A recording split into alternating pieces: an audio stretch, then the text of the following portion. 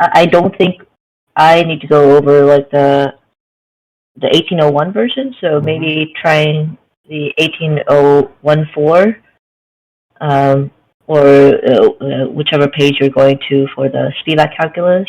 Mm-hmm. I like that personally. So like I just Okay. want to see. I don't think I can learn proofs in one go, but yeah, I guess challenge would be Right. nice.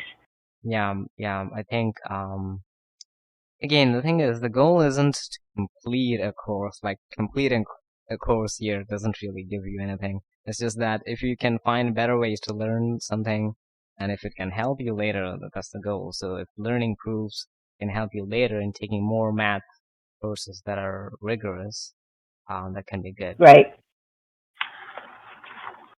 And I Is it think also you? like Sorry. go ahead. No, you can go first. There's a lot of noise here. Okay. Yeah. I think even problem set one. Mm-hmm. Uh, I know you'll make an announcement on Monday, but I think the last question in part two is like you need to prove something by induction. So Right. Probably, yeah. yeah. So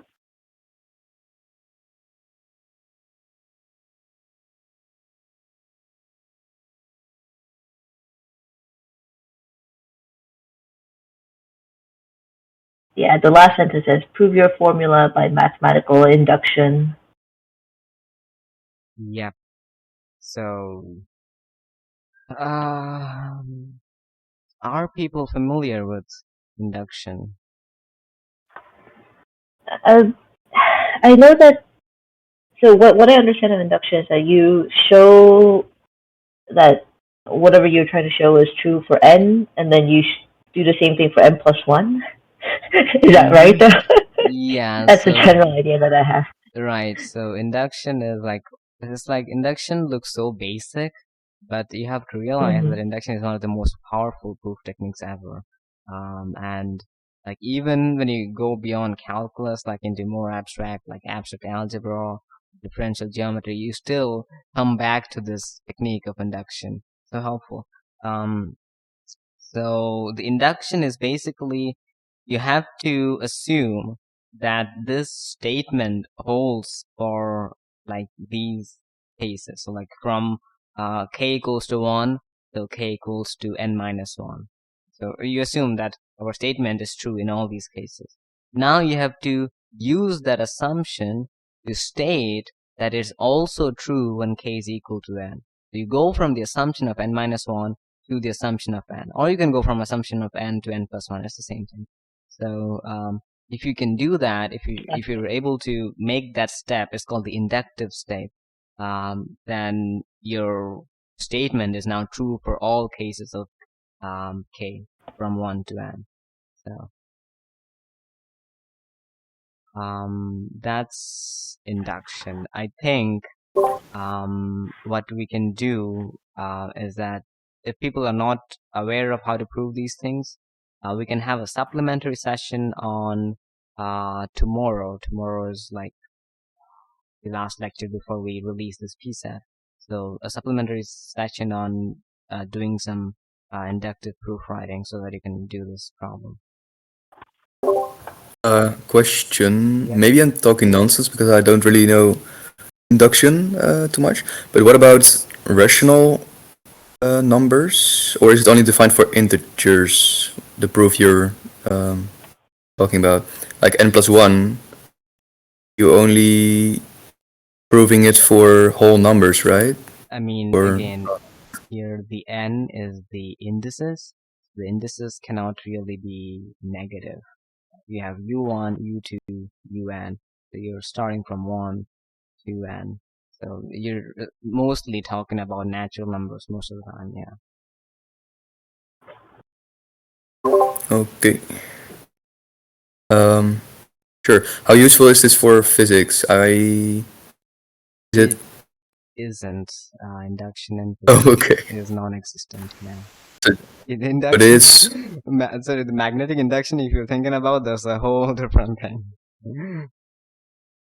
oh, but it's better. Is it useful for physics for better understanding the mathematics? Or you don't really think it's useful for me for physics. Uh, the physics, I have done physics and I don't think I've ever used induction. And, no, I think, yeah, it's like very limited to like mathematical proofs. You use induction a lot in number theory, um, and other places, but it's something that at some point you have to know induction, but, it just depends on when you want to do that.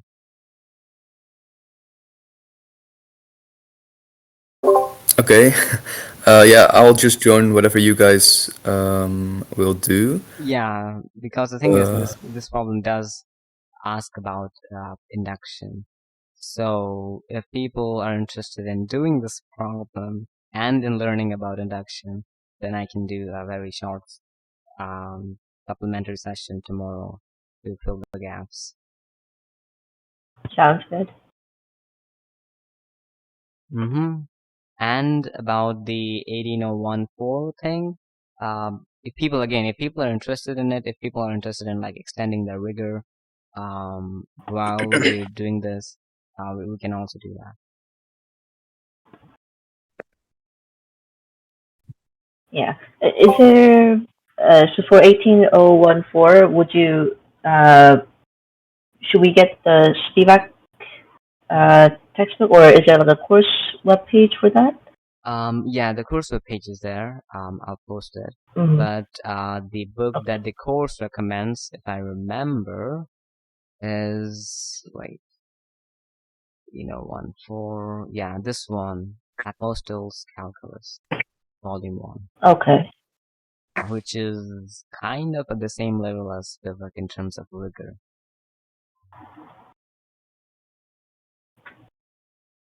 So this is 18014 level,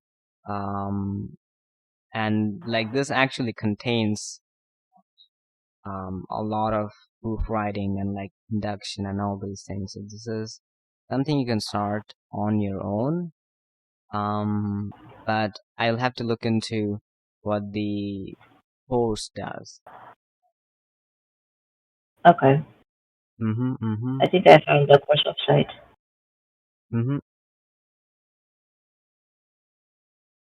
Yeah, because as you can see, they're like they're going by like step by step. Like they introduce integral calculus before introducing derivatives. And then you go for continuous functions. So that you really understand what does it mean for a function to be continuous, not just limits. There's a whole bunch of things other than that. But yeah, so if people are interested, what we can do is, again, we can do all of it. We can like pick some things which can supplement our understanding, and it can like it can be a good, I don't know, supplement. Yeah. Yeah.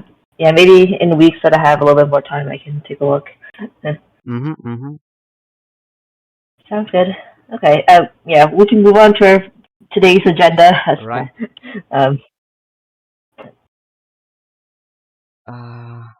Right. So lecture 4, we have it. So this is about chain rule, as we can see.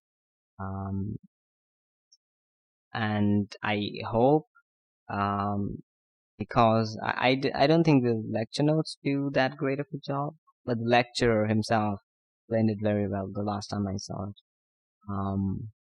So would any of you like to tell like what they learned from chain rule, like how they understand chain rule now before they knew about it?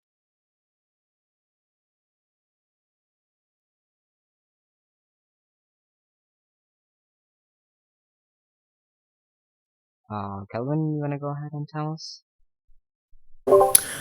Yeah, well, just the fact that you can multiply by dx and divide by dx, like it's doing the same. It was very neat insight for me that that's what you're actually doing.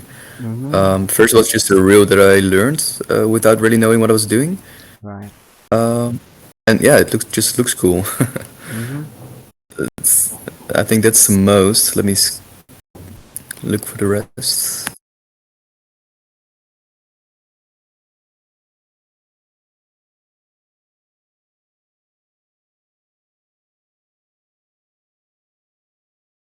I think that was mostly it, right? but maybe we get to other things that I'm forgetting. Um, yeah. Okay, let's see.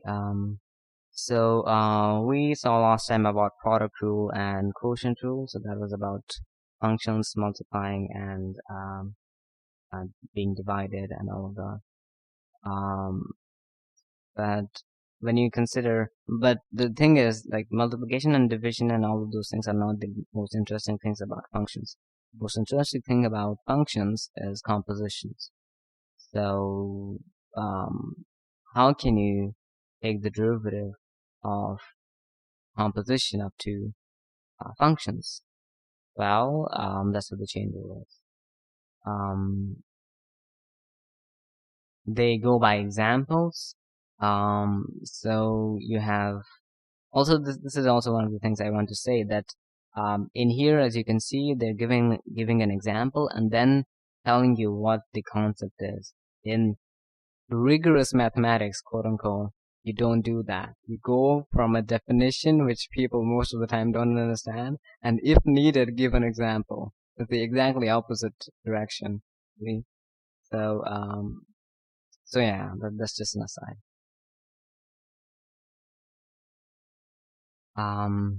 You have the function y equals to f of x, which is sine of x, and you have another that x is equals to g of t equals to t squared. So y is a function with a parameter x, and x itself is a function of parameter t, right? So now you have to find out when you compose f and g, how can you take the derivative of that? So that will be sine of t squared. And they do it as we have always done with regards to limits. So you have the changes in x and y. So x goes from x0 to delta x, y goes from y0 to delta y, and you have all of these.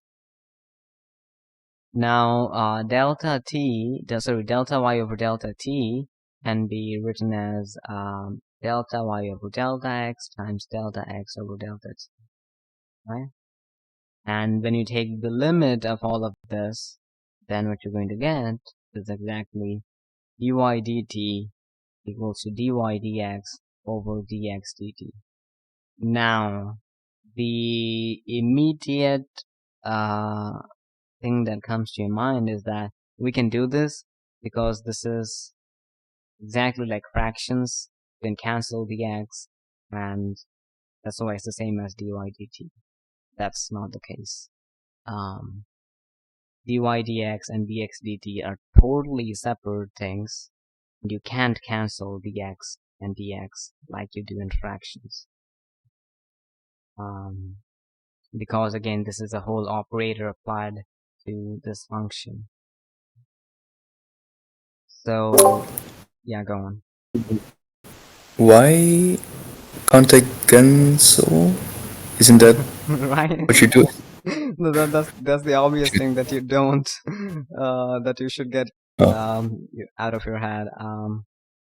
That you can cancel here when you have these like triangle delta, but when you have these, it's not the same. Because again, if you remember, when you're talking about deltas, we're talking about very like small changes in y or x or t, right? When you're talking about dy over dt is the limit of that approaching zero. And thus, this is not always like a specific number which you can cancel. Remember, when we talked about limits, I told you don't think of limits as like constants, like fixed values. Always think of them as the function approaching something. And this is also the same case. Dy over dx, here dx is not some kind of number which you can cancel, right? You can't even calculate dx. If you like, you can calculate delta x, you can calculate dx, which like thus you can't say this dx and this dx are the same thing. So the way to think about this is that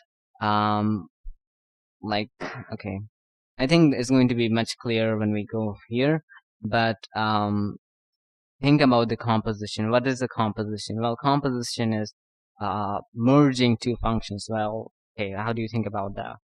It means it's a chain.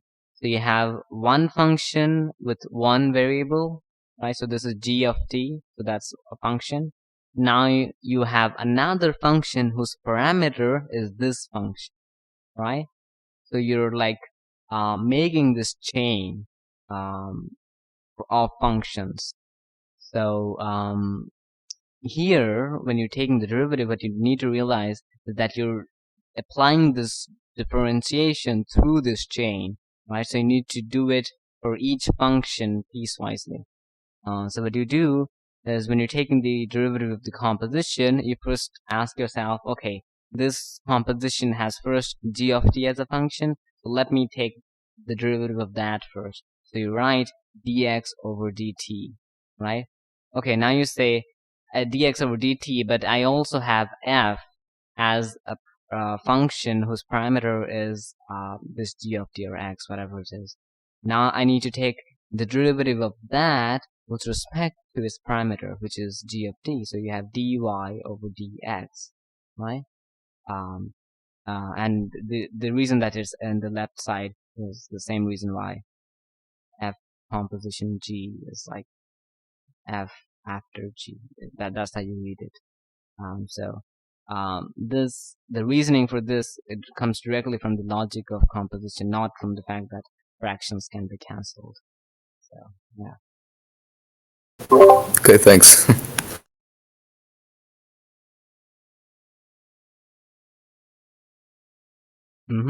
So yeah, this is very tempting, but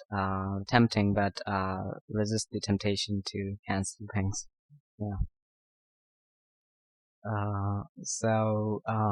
What do? You first calculate dx dt. So dx dt is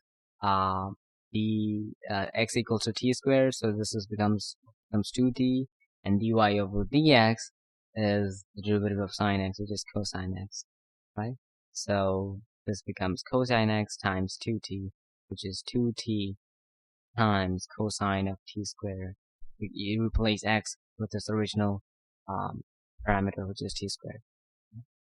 And this kind of thinking is important because when we're going to do integration by parts, or we're going to do implicit differentiation and all those things, you're going to need the same kind of thinking. Okay, so this is just another way of writing what we just said. Derivative of f of g of t is equal to first start from the right. First taking the derivative of g with respect to t, then taking the derivative of f with respect to g. Right? So this becomes df over dg times dg over dt. Right?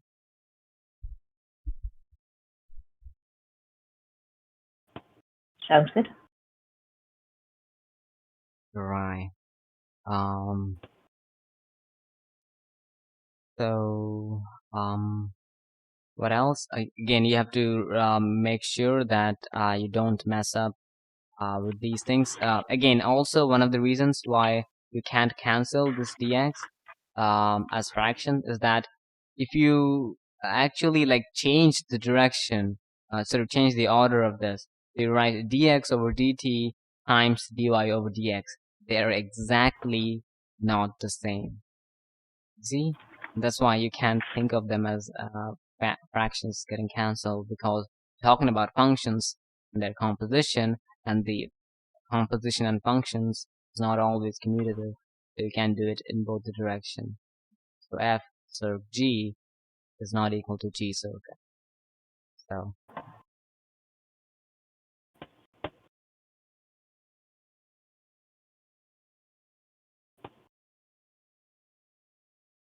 okay, and this diagram probably makes sense of what we were talking about. You have g as a function of x. You apply that, you get g of x, and then g of x gets into f, and you get f of g of x. So this is just basic um, composition of functions. Now, how we can use it to evaluate certain derivatives. Well, to give the example of cosine of x to the minus 1, right? 1 over x. How you do that?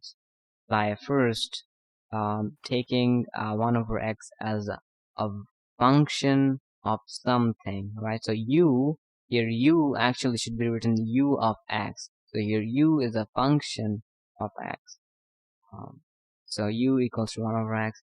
Now you say dy over dx equals to dy over du times du over dx. That's chain rule.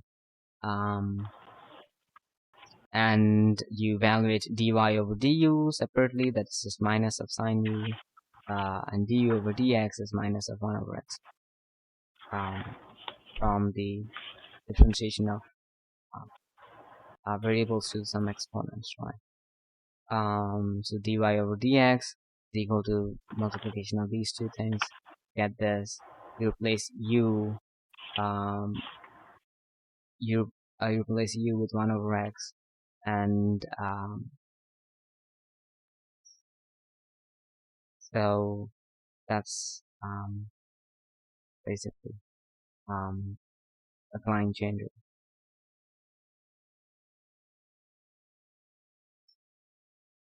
So you can do this for x to the minus n as well, and I believe this is not that hard to see either. You have to be careful about what you're assuming and how, like, it is not just in terms of numbers but in terms of functions, right? So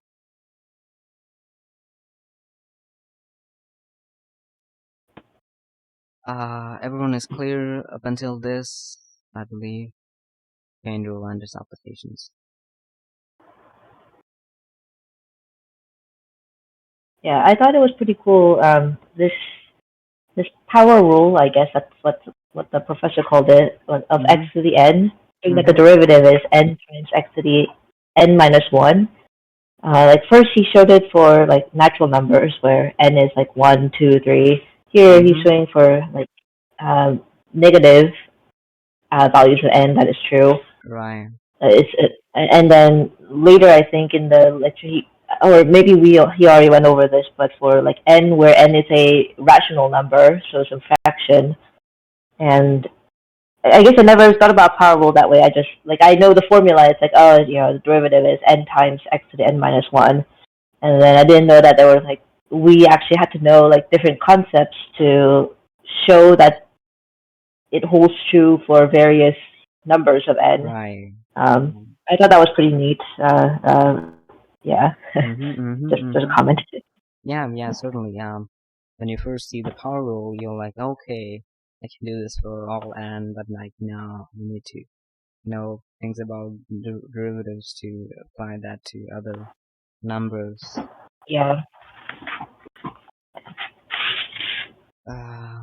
Yes. So then he has a short section on higher derivatives. So higher derivatives are basically taking derivatives more than one time, right? And this course doesn't deal a lot with those things. And in general, they're not the most interesting. For example, you're not going to be calculating the 7th derivative of something a lot of the times, unless you're like doing very specific computational thing.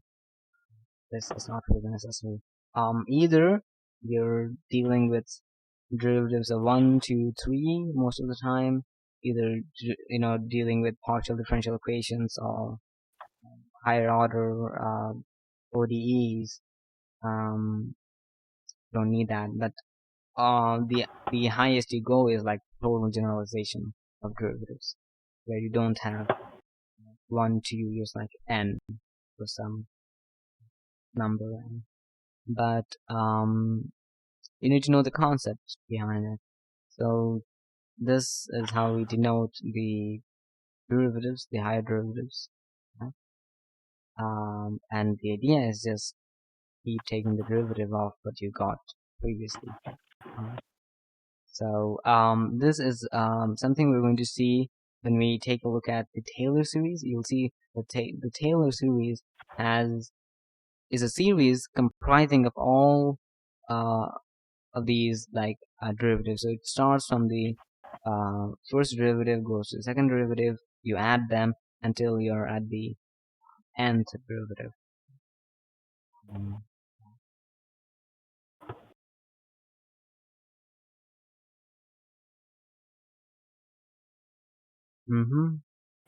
They give an example of this nth derivative of x to the n by calculating it for a few numbers. We have 1, 2, 6, 24 for 1, 2, 3, 4 exponents, and you see that every time it gives you n factorial. But let's just check in by examples on the pattern. But how do you prove it? Well, you prove it by induction, right? So this is again an example of how induction happens. Did he do that in the lecture by induction? I don't remember. I didn't think so, right? Let me see. What is the process of induction? It is. You check it for. Yeah. No. Sorry, in lecture, I think what I saw was like what would be the n plus 1th derivative of x to the n, Right. which is equal to 0 because dn, the nth derivative of x to the n is a factorial, a constant. So I think that was kind of like a fun trick question, but he didn't show the derivative n plus 1 derivative of x to the n plus 1. So I think this is only exists in the lecture notes. Yeah. I see. Or maybe he ran out of time and would do that in lecture 5. Maybe, I don't know. Yeah. But okay, so this is a good chance for us to talk about induction. So what is your goal to prove? Your goal is to prove that okay, we didn't really have a goal to prove in the first place. We just had to find out what the nth derivative of x to the n is, right? So that is dn of x to the n over dxn, the notation. Now we saw by pattern that this looks like it's n factorial, so we make a conjecture, right? So again, I'm telling tidbits about proof writing. Conjecture is something like a claim, right? So you say this could be the possible case for a truth statement or something. So you say, okay, A could be equal to something like B. Then you write a proof to state that it is actually equal to B. The conjecture is a claim without a proof. So here, by guessing the pattern, we conjecture that the nth derivative of x to the n could be equal to n factorial, just because we saw the pattern. But how do you actually say that this is true for all natural numbers n? How can you say that if I take n equals to 100, I'm always going to get this? Okay? And even if This has a new welcome center. oh, hey JP. Hey there, just happened to be in the neighborhood. I see. They're taking the nth derivative of x to the n, and they're using induction. So people don't know induction, so I'm just giving an idea about induction. Very nice.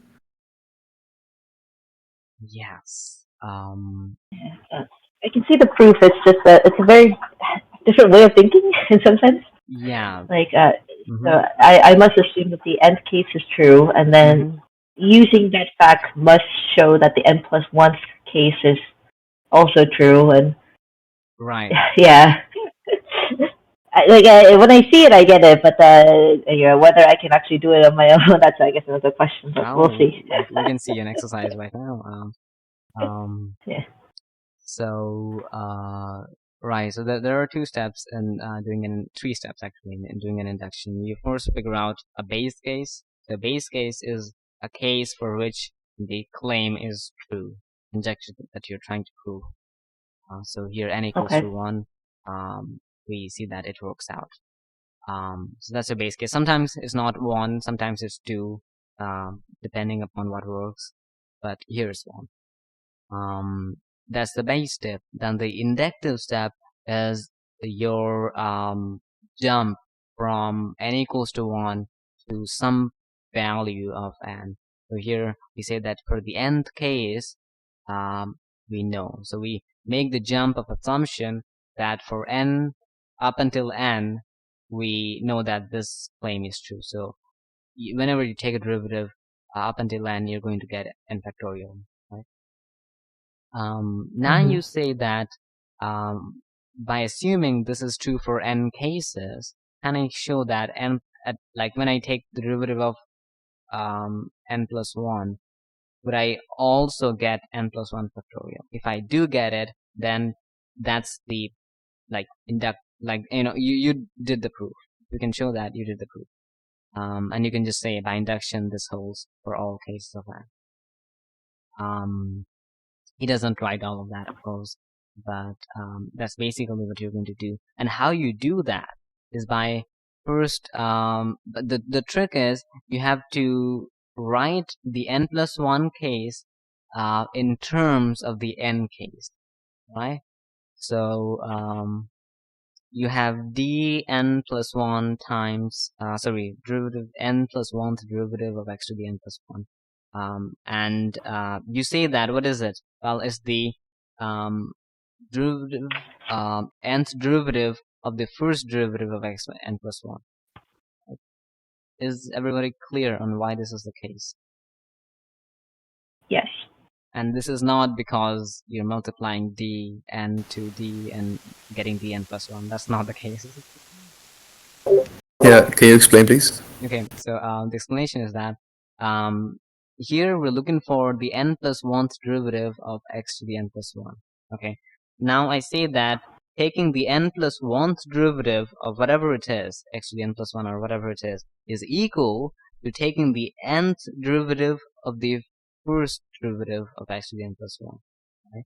So I do it one time, and then I say I'll take it I'll take the nth derivative, right? So here, for example, when we have dnxn, it can be written as the nth derivative of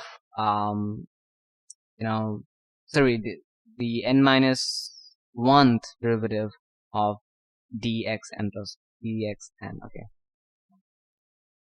Oh, Jesus. Okay, yeah, I got it. you got it? Yeah. Yeah. So just to make it clear, this can be written as dn minus 1, that's it, n minus 1th derivative of the first derivative of x to the n. So that's what we're doing here. So you do that. Now, why do you do this? Well, the goal is, again, you have to write everything of the n plus 1 case in terms of the nth case so that you make the transition, right? Now, so you have this, but you know what the first derivative of x to the n plus 1 looks like. Looks like exactly this. So that's just taking the derivative of some power. It's n plus 1 to the x to the power n. Now you say, okay, now we're taking nth derivative of something, right? Here as n plus 1 is a constant, you can pull it out. But we're taking the nth derivative of something, and that's easy because we already assume that our case holds for n cases. So we have something for the nth derivative, right? And that is n factorial. So how that happens is you're left with dnxn, and that is just n factorial. So you get n factorial times n plus 1, which is n plus 1 factorial. So we made the transition from assuming that it works for n cases, and we showed that in n plus 1, it also holds the same. So that's the induction. Does that make sense? Sounds good to me.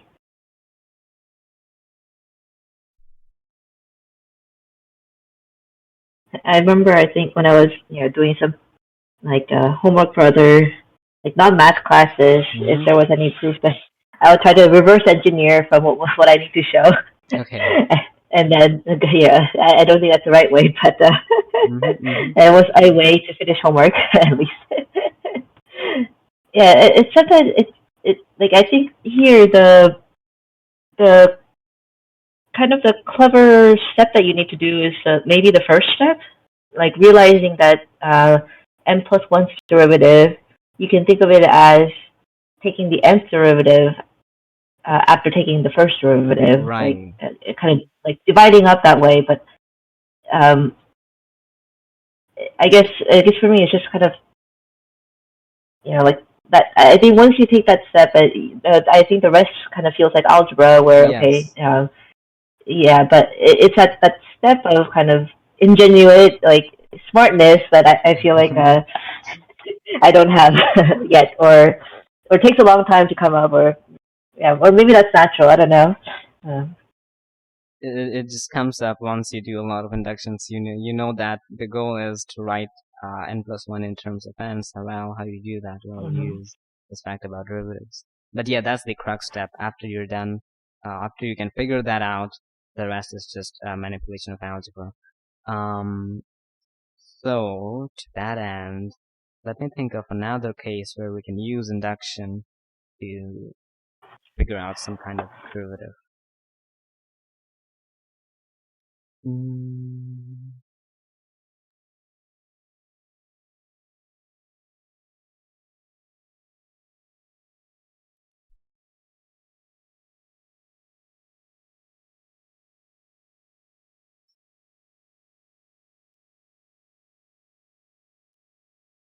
Give me a second.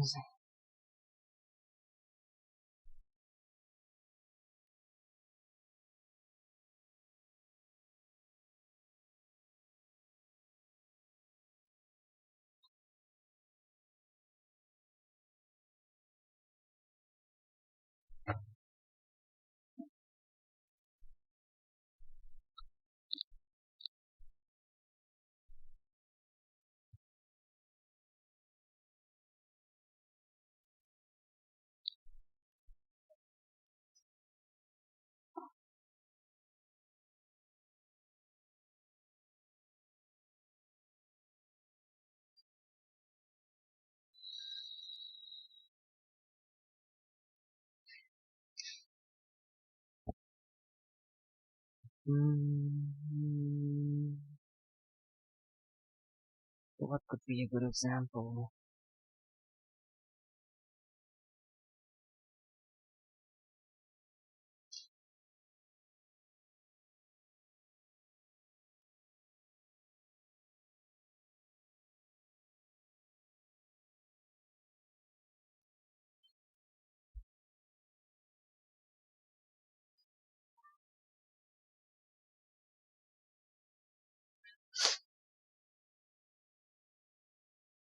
Mm,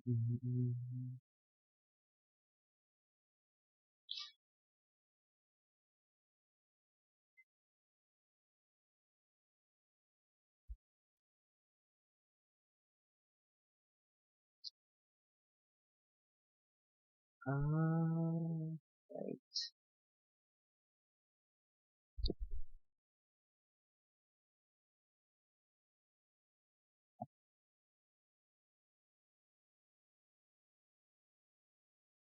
I think we can do the same thing just for the first derivative. Or maybe no, that's not the most clever thing. No.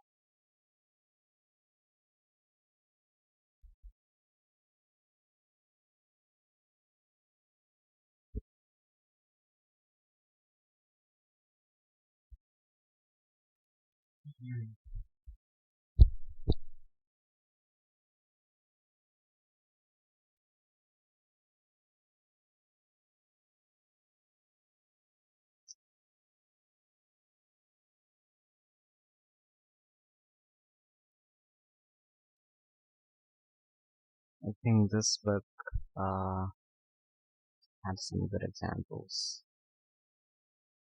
Mathematical inductions. Not sure if they have any for differentiation.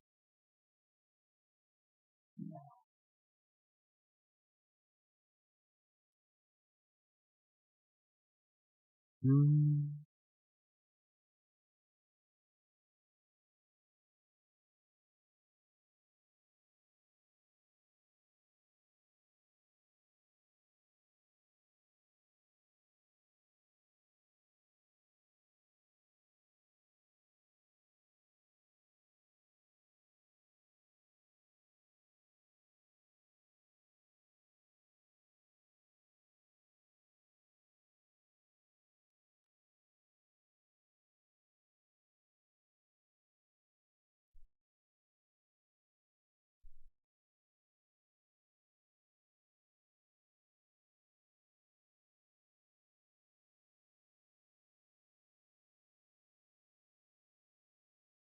Hmm. How about if we try to find out the derivative of a to the x? There's a to the x log a. I believe we can do that.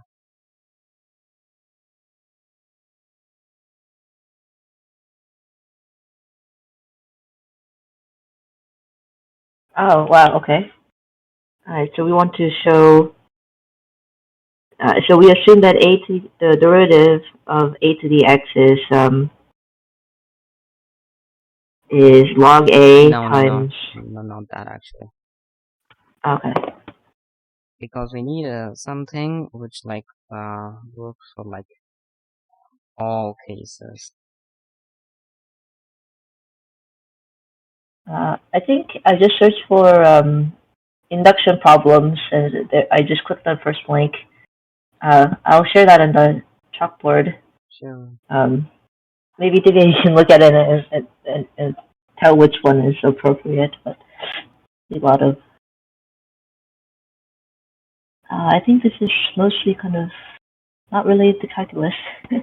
Yeah, that's the thing. I need something in calculus because otherwise there are a lot of problems. Right. Calculus. I need to look at the formulas. The formulas often are the best place.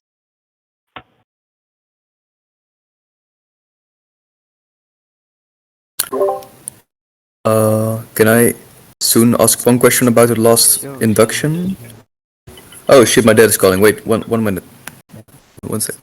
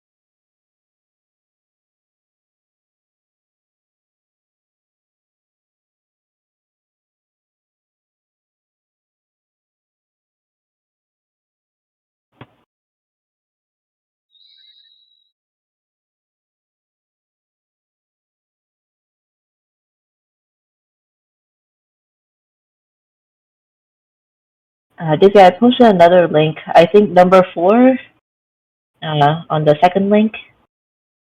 Let's see. Yeah, mostly we're trying to look for like identities. Yeah, Kelvin, go ahead and figure it out. Yeah, the last step of the proof and oh sorry, was it clear? I wanted to ask a question about the proof induction. Yep, go on. Yeah, proof by induction. The last step. You say n plus 1 times n factorial, and then below that you write n plus 1 factorial. How do you go from n plus 1 times n factorial is n plus 1 factorial? well, you just write n factorial as it's meant to. So n factorial is just n times n minus 1 times n minus 2 up Yeah. until 1, right? So Yeah. when you write when you put n plus 1 in before that, so it becomes n plus 1 times n Oh, times, of course. Ah, I was trying to multiply it in my head, like 5 times 4, and then I couldn't do it. But oh yeah, okay, yeah, thanks. right. Okay, That like makes this is sense. funny because like when I first saw that, like when I was like doing factorials for the first time, I was like, how do you do that? Yeah, I was trying to do like n factorial plus n factorial times n is n Right. squared factorial or something. I don't know. I was confused, but yeah, it makes sense. Okay, thanks. Can you do it the other way though, or The other way you mean? n factorial times n In fact, and n factorial times 1? wait, n factorial times n? Yeah, what happens when you do that? Like 5, 4, 5, 3 times 2 times 1 times 3. It gets really messy, but Yeah, can you do it like that? no, you can't. Oh, you can't. Okay.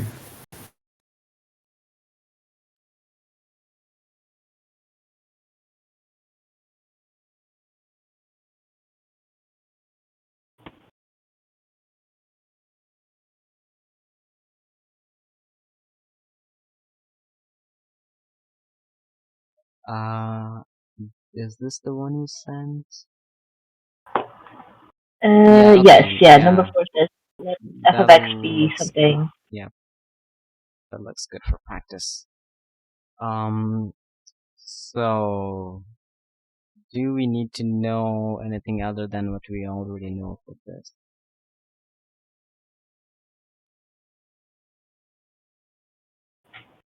Or maybe we can try problem 6.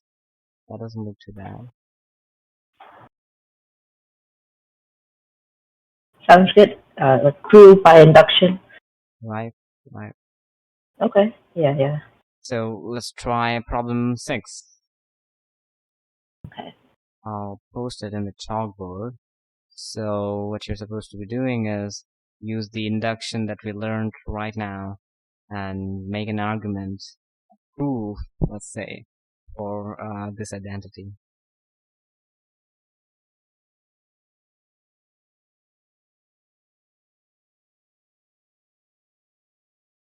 Mm-hmm.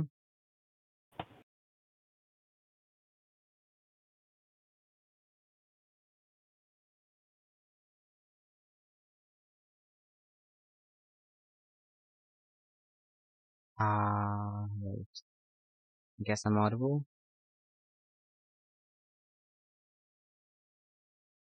I can hear you. Okay, yeah.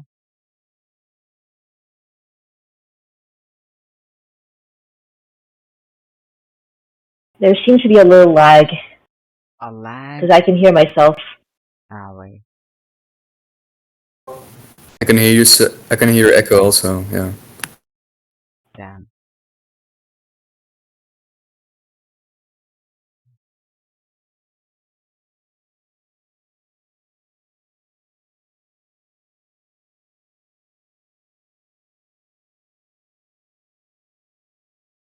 Okay, wait.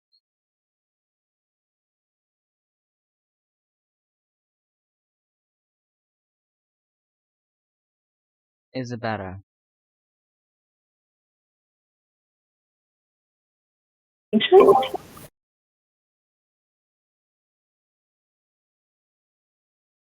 I didn't hear an echo. Okay. I'm not sure if you heard me. Okay, I'm hearing a little bit of echo, but it's fine. It's good for me. Yeah. Okay. Yeah, so basically you have to write a proof for that identity, and let's see.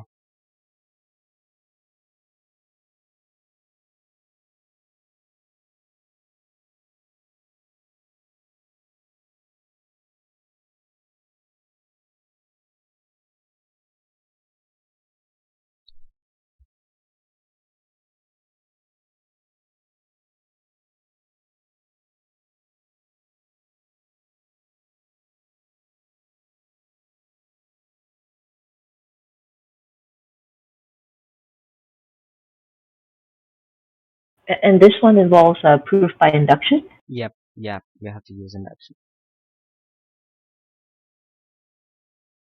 Okay.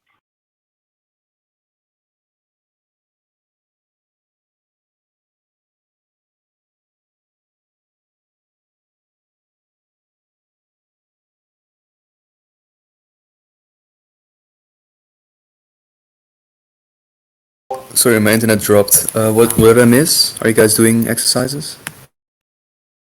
Oh, you didn't hear me?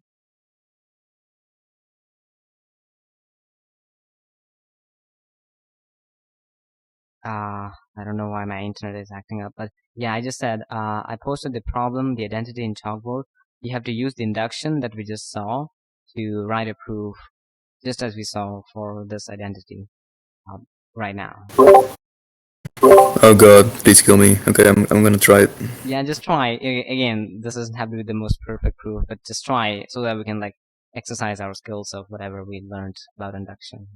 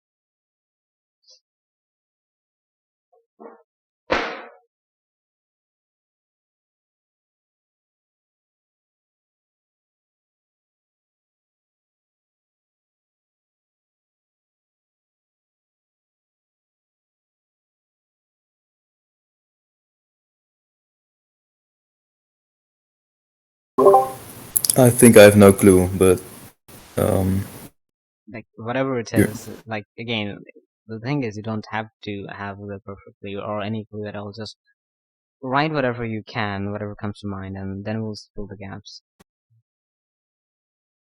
okay? Yeah, I got something, but I don't think this is even remotely close to what they are asking. It's But okay. Just sure. let's see. Let's see. Yeah.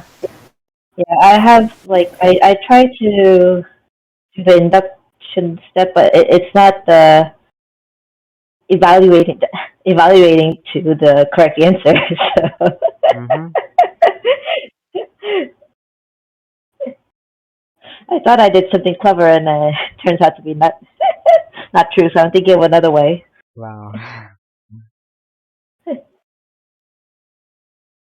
I just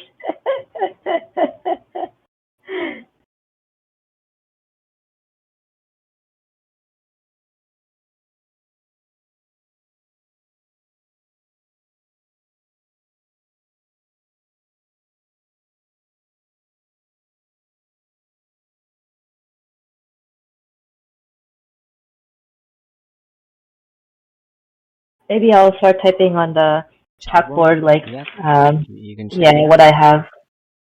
Yeah, it takes a little bit of time for me to type in the text. So, a moment.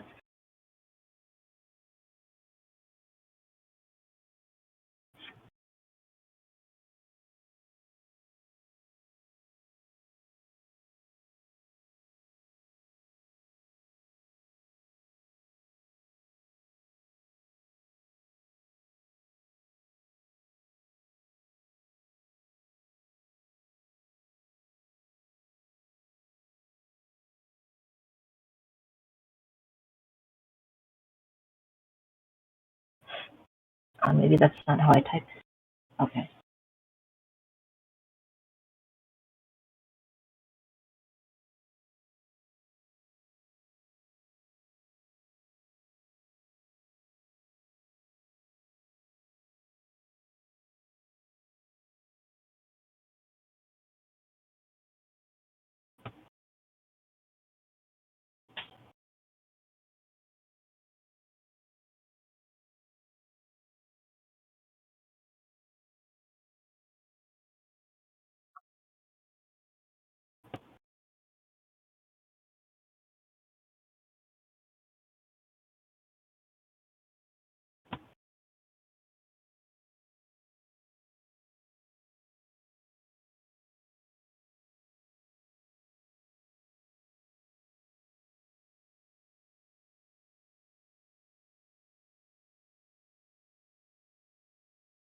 Yeah, so I think I wrote the key step, I guess, of my proof, but it doesn't evaluate to the right thing.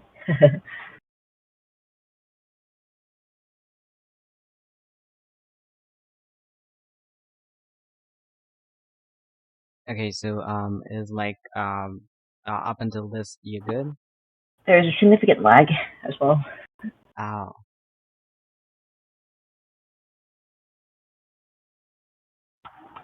Yeah, and then I simplified.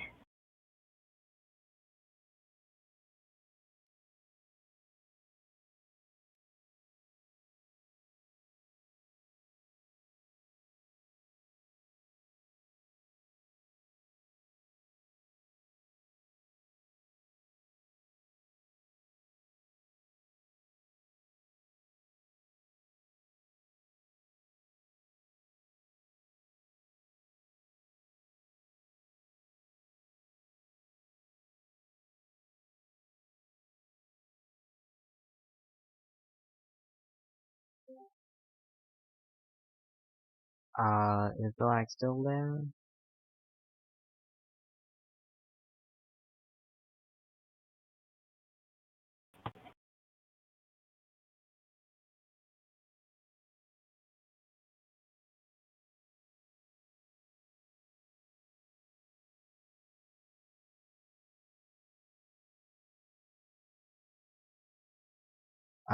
Do you?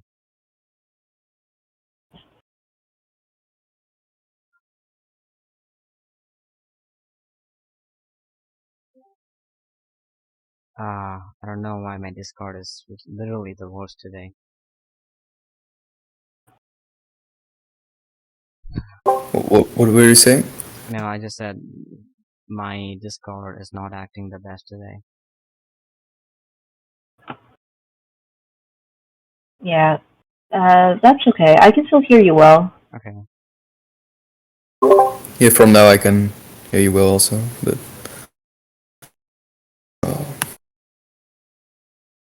Okay, so Hoj got onto this point, which looks pretty good. Now what about you, Kelvin?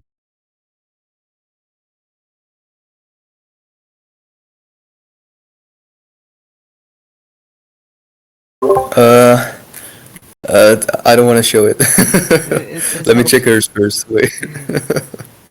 I mean, I Let didn't me get it check. right, but it's okay. Minus a. Wait, what is it? Minus a times minus 1 over x squared? What? What? Wait.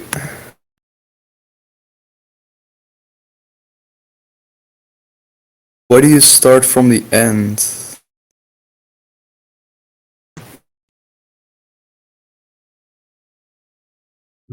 Yeah, so maybe I can try to explain. Yeah, So I just assuming want you everybody to is in try, chalkboard. and then okay. Between that time, I'll just write my own proof, which we can Okay. discuss. Yeah, I'll try to explain to Kelvin my thought process, if that's okay, Kelvin. Yeah, sure. So, Yeah. So the question was that Divya posted was prove that d by dx of 1 over xn equals to minus n over x to the n plus 1. And since this is like a proof by induction, so maybe I created my own problem, but I wanted to show that assuming that d by dx of 1 over xn, that is true, I want to show that it is true for d by dx of 1 over x plus 1. And when you substitute an n plus 1 to every n, then you get on the numerator negative parentheses n plus 1, and on the denominator x to the n plus 2. So that's the first kind of where it says the text spot, what text spot is showing. And then to solve that, I divided up 1 over x to the n plus 1 into product of 1 over x to the n times 1 over x. Because if you, yeah, and then I guess I distributed out the d by dx onto each product and solved them individually. So I know from the given problem that d over dx of 1 over xn is negative n over x to the n plus 1. That is what we assume to be true. And then the second term, d by dx of 1 over x, is negative 1 over x squared. But if I multiply that, then I get this n over x to the n plus 3, which is not what I want to show. So that's where I'm stuck. Slash, I probably took the wrong approach somewhere, actually, so...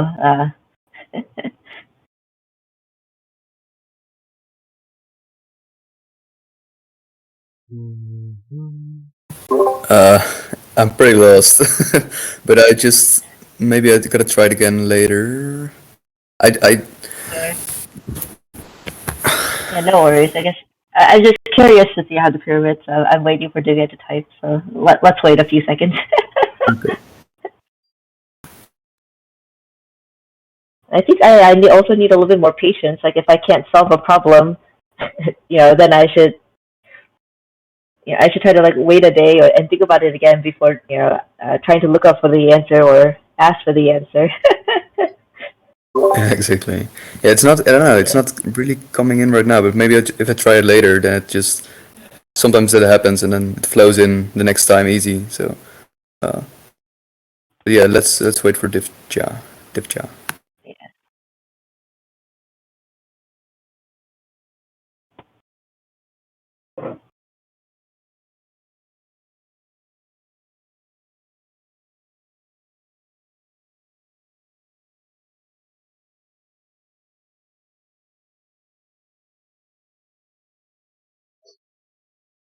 Okay.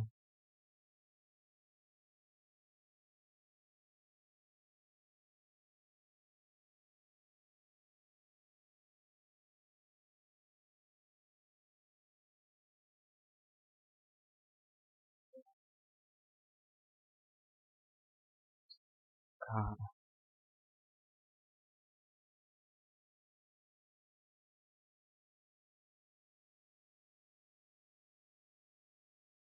So, wait, can you hear me? I can hear you. Yeah, yeah. So, Yeah. we can just like, while I write the proof, we can just talk about the steps. The base step, I guess for everyone was, n equals to 1, that holds true, right? Mm-hmm. Everybody good on that? Good on that? Yeah. Okay. Sorry, can you repeat it? I'm Yeah. trying to switch between tabs. Yeah. Yeah, so I just said, for, the base step, we have the case n equals to 1, and that happens to be true. I hope we agree on that. Yeah. Okay.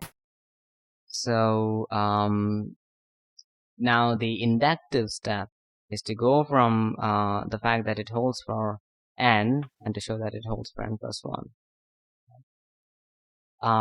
Now you have to find out what is the main thing, that would lead us to write the case of n plus 1 in terms of the nth case. Right? That's what you have to figure out. Mm-hmm.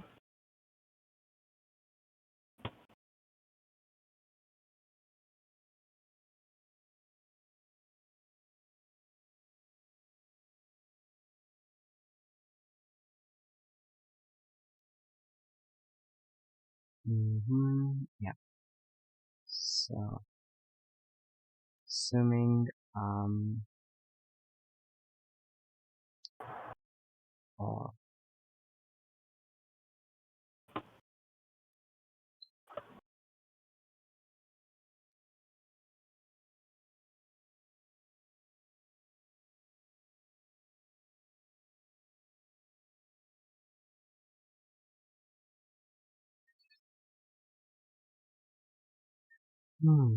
so okay, so uh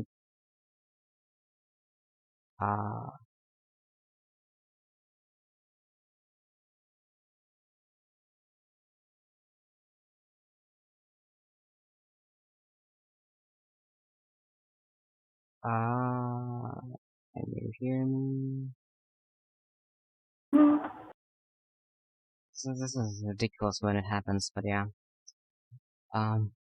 The main thing that you have to realize is that d by dx of 1 over x to the n plus 1 can be written as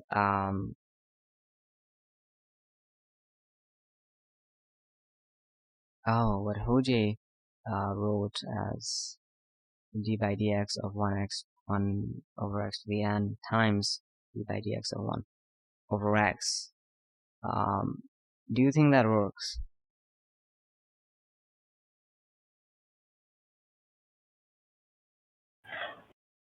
Do I have to use the product rule, actually? Right, yeah. Yes. Okay.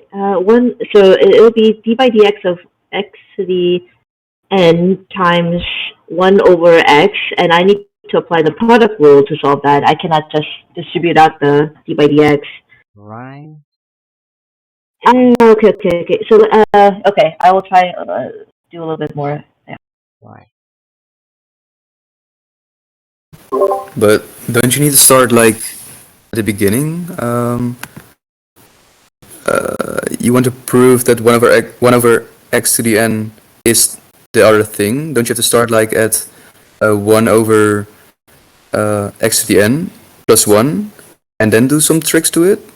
Isn't that what you're supposed to do? Yeah, you're supposed to write 1 over x to the n plus 1 in Yeah. some manner of 1 over x to the n. So what we just said is that you can write 1 over x to the n plus 1 as 1 over x to the n times 1 over x. Right? Wait, and 1 I over... can't hold it in my head. No, Yeah. again, 1 over x to the n plus 1 is equal Yeah. to 1 over x to the n times 1 over x. Oh. Oh. Oh. Is that? Oh, wait. Oh. Right? Okay. Then 1 over. try to do something with it. Okay, let me try that.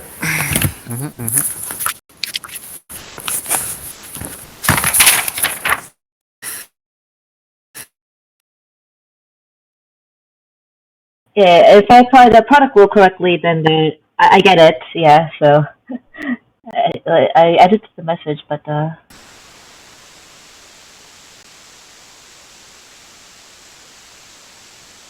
Yeah, the thing is, it doesn't recognize the message edit after some time.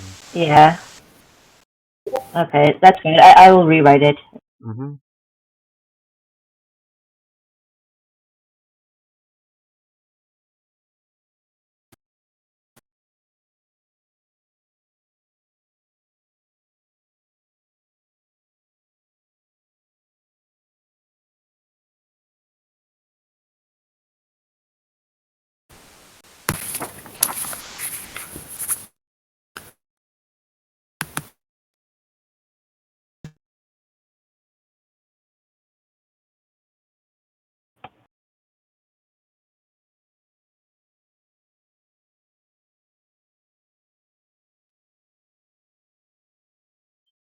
Whoops.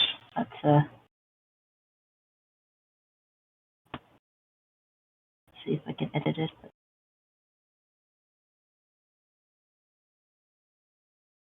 Ah, there we go.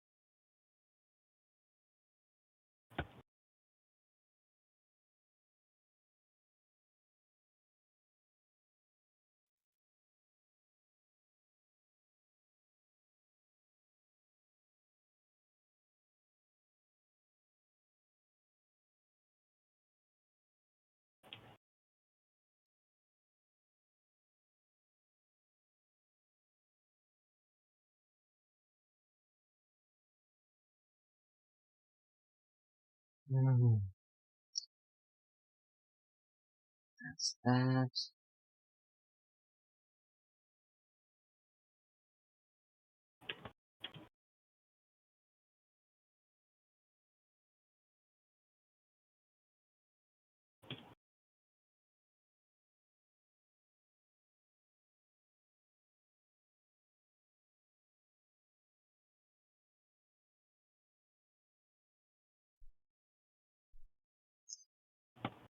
Yeah, I'm almost done. I'm just writing these fractions.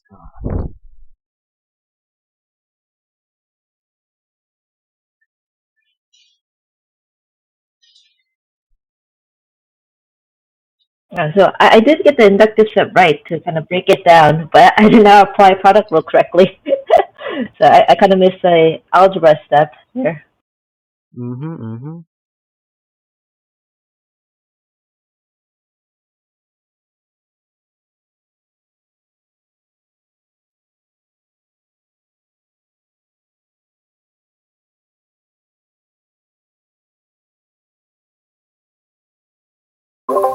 It's.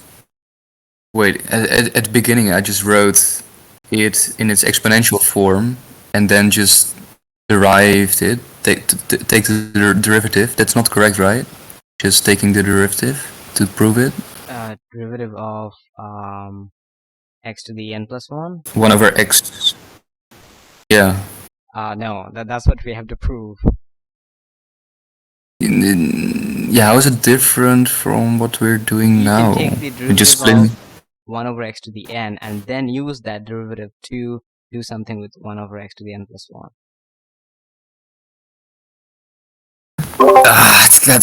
Okay. Again, let's just try. Again, we're just trying it for the first time, so it's okay.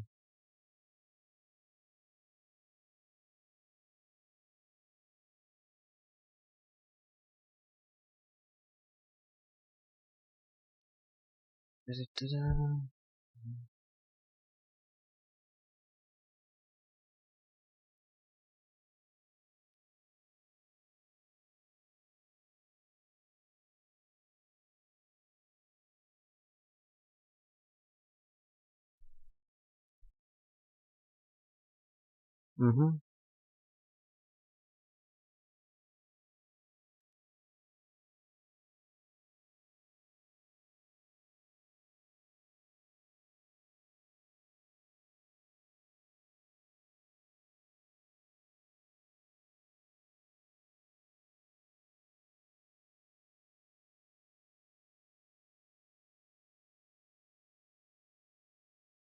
I feel so proud of myself.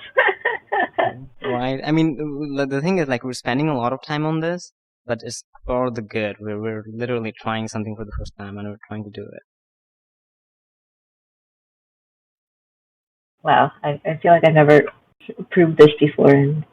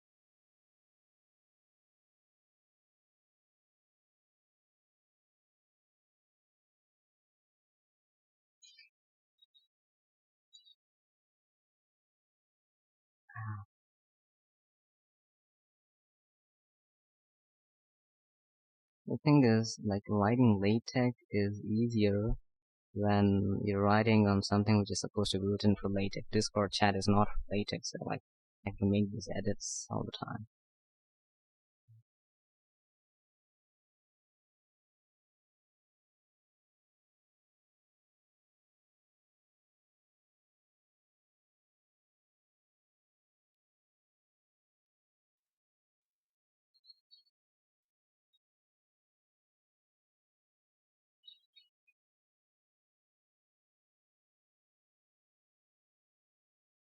Okay, I hope this doesn't have any errors.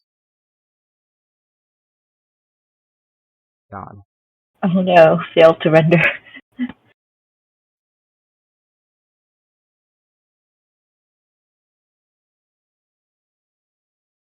Forgotten.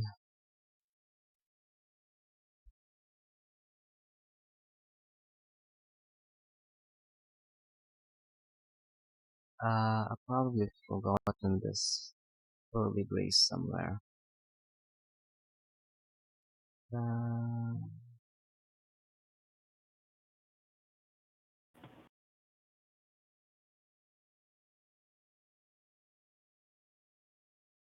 Yeah, I'm trying to find it. No, it's okay. That's I'm fine. trying to do that.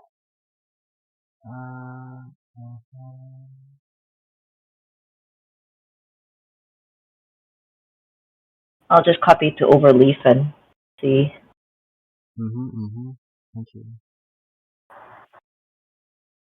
Yeah, I might as well. I guess this is like how you like write proofs on LaTeX anyway. So Yeah, you learn it that way. It's just the thing is, it's better because the place where I write my LaTeX, like, is designed to pick up errors as I type them. So, I see. What editor do you use, if you don't mind me asking? Vim. Okay, okay, okay. Vim everything. Do you have a Vim plugin for the LaTeX? Yeah, it's called the Vim Tech. It's Gotcha. it kind of like compiles LaTeX as I do, or as I type. So the errors are kind of like seen as I type.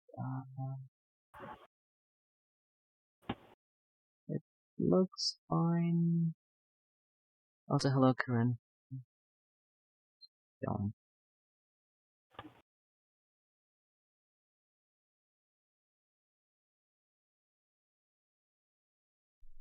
Guess I'm sorry. Sorry, Kelvin. You guys something up? We're doing a calculus proof.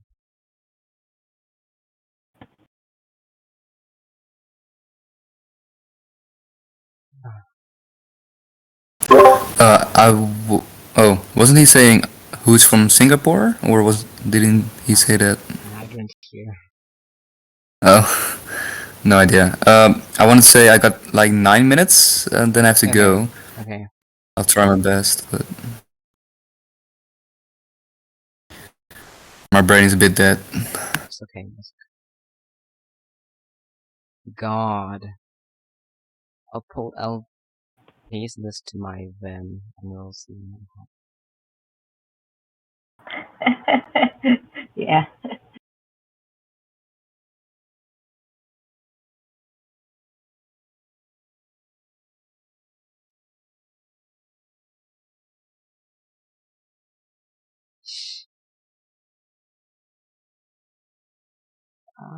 Everything looks as it should look like.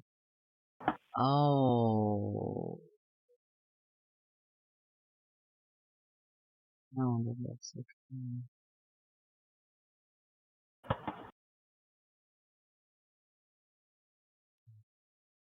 Vim.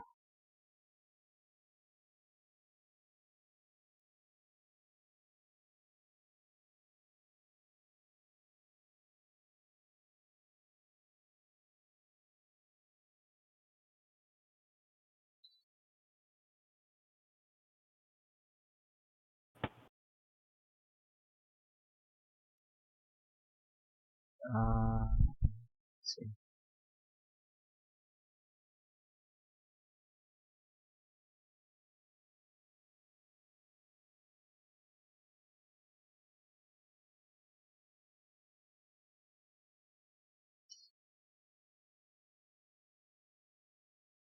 Oh, I think I found the error. Yeah. I think I did At least, too. yeah. Okay.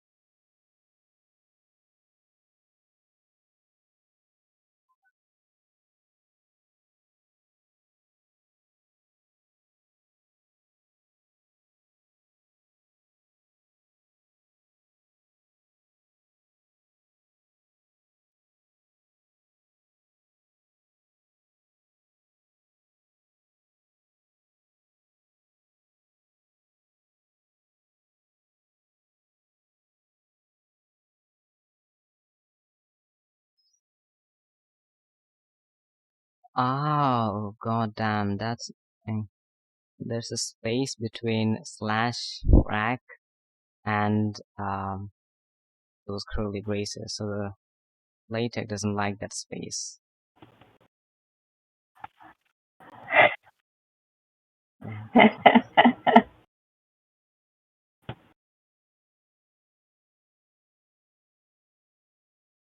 Mm.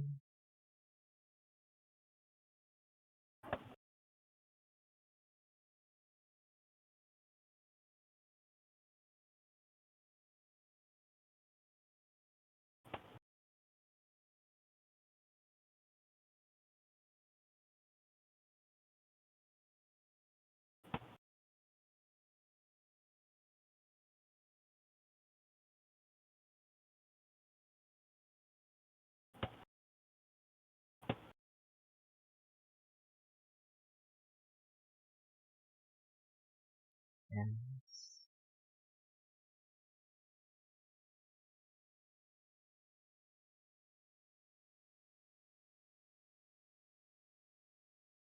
it's really ridiculous. Like, I work with LaTeX every day and this has to fail.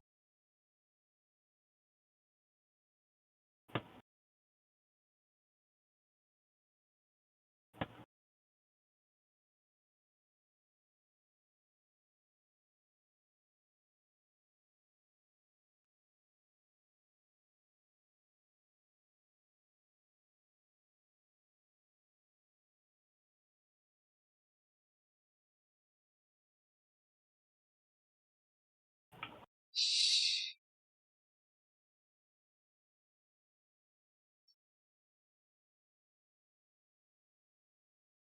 God damn.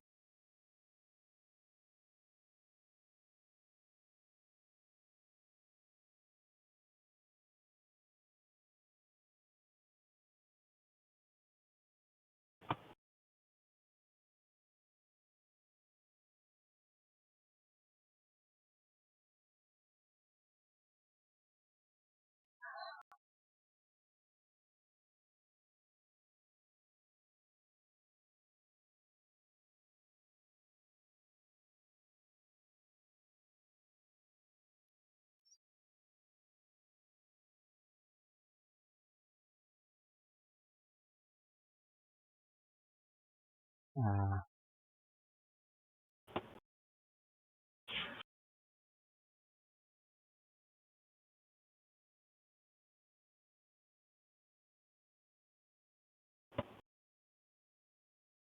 Oh, it's still complaining. it's still complaining, right? Man. Yeah, now they're braced there. These braces are going to kill me.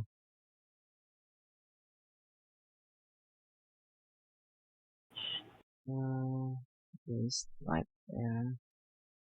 It renders it this time. No. Oh, so.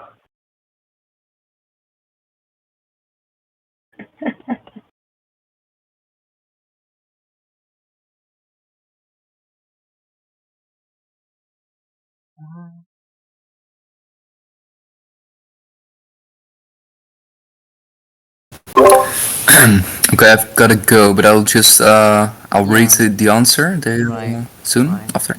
Okay. If I have questions, then I'll just post them there. Sure. Thanks for the lecture again.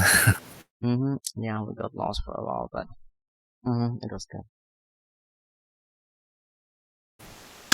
Yeah, see you tomorrow. It's Monday. Yeah, what, tomorrow? Yep. Yeah. Okay. See you then. Bye bye. Bye. I need to fix this Let's car. try again. Ah, damn it. Like, what the heck? This is very difficult. I think this course should have some tech editing. Like, the thing is, like, there is not much, but, like, these little braces are always pain in the neck. Yeah. That's why, like, don't manually write them. Like, in Vim, you have something called snippets. So, in snippets, you can just type half of the thing and it's going to complete it entirely. Oh, you mean the Mac Snippet app, right? Right, yeah. There's a Yeah, plugin I love called, that. right, this plugin called Ulti-Snips. You can add in Yeah. snippets for all languages, all program. I found it. Maybe the time saving way is just like you write it in Vim Tech or whatever, and then just post a screenshot of it after compile. Because I think trying to debug my Discord is useless at this Right. point. Yeah. So let's. I will call it give up and. Yeah. Well, There's too many failed to render. Breaks my heart. okay, we'll meet tomorrow, and tomorrow again, as I said, we're going to talk a bit about induction anyways. So, Sounds good. we'll Sounds see. good. Okay. See ya. Right. See you.